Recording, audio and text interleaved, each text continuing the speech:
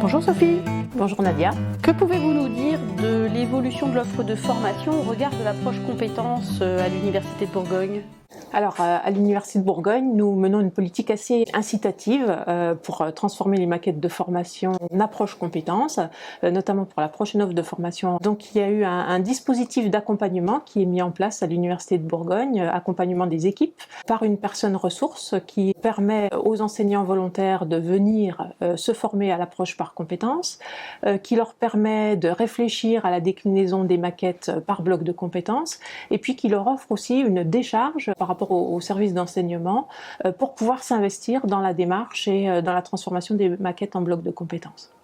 Et est-ce qu'aujourd'hui cela vous permet de développer votre offre de formation continue ? Alors, c'est un peu le but ultime de la déclinaison des maquettes en blocs de compétences, c'est de permettre un lien renforcé justement avec la formation continue et permettre notamment aux salariés qui le souhaitent ou à tout adulte qui aimerait pouvoir continuer à se former, à venir choisir des blocs de compétences dans nos maquettes de formation et d'avoir plutôt une offre de formation vraiment à la carte pour ces personnes-là. Quelle est la politique de l'établissement en matière de formation hybride ?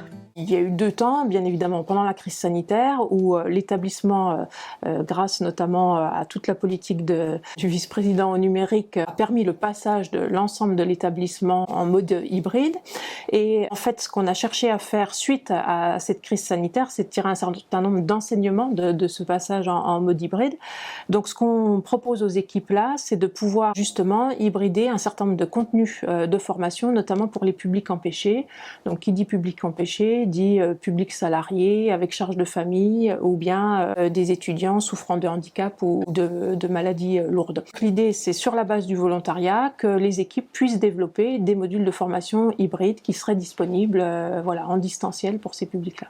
Et aujourd'hui, a-t-on une idée de la proportion de l'offre de formation déjà hybridée ? On a une certaine proportion de l'offre de formation qui est hybridée ou qui est restée hybridée suite à la crise sanitaire, c'est-à-dire que les enseignants, du coup, s'adaptent très très vite quand ils ont notamment un public empêché dans les cours.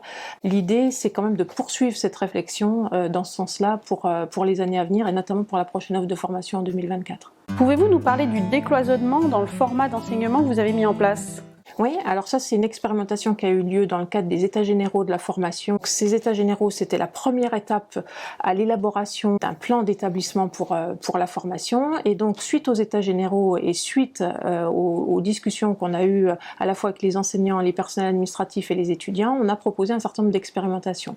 Parmi ces expérimentations, il était proposé aux enseignants de décloisonner leur enseignement, c'est-à-dire pour un volume horaire donné d'un cours donné, de ne plus faire de distinction entre CM, TD et TP, ce qui permet aux enseignants d'avoir une liberté pédagogique dans l'organisation de l'enseignement et puis éventuellement de passer des cours en mode hybride s'ils le souhaitent ou bien de s'affranchir du cours en amphi classique, etc.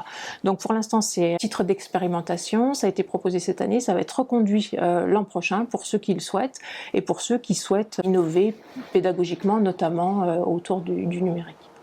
Merci beaucoup Sophie. Merci à vous Nadia.